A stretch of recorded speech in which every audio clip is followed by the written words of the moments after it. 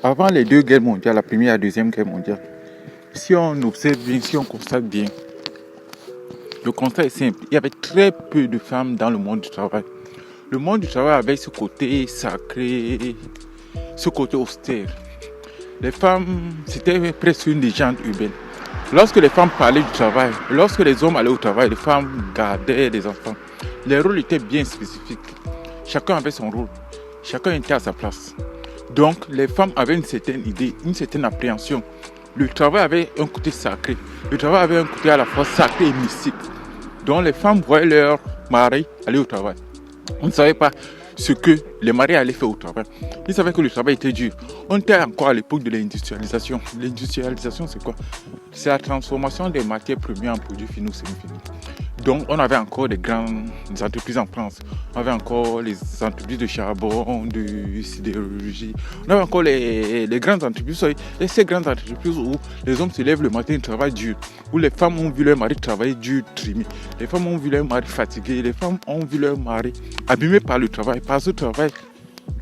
Donc, forcément, pendant les guerres, les hommes sont partis en masse travailler. Il fallait bien que les femmes aillent au travail.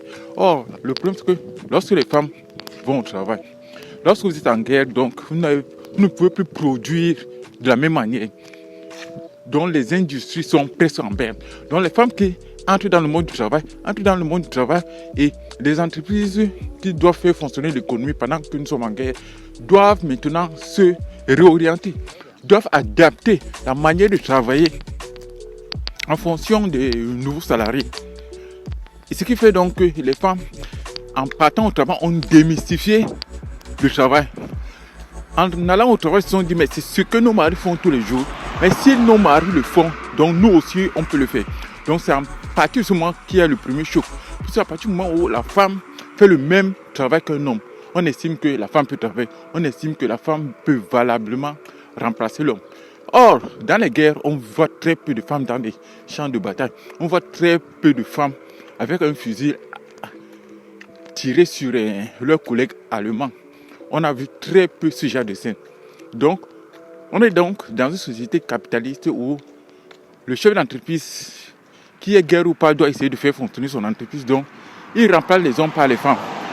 À partir du moment où les hommes reviennent de la guerre, maintenant, ils se rendent compte de la supercherie.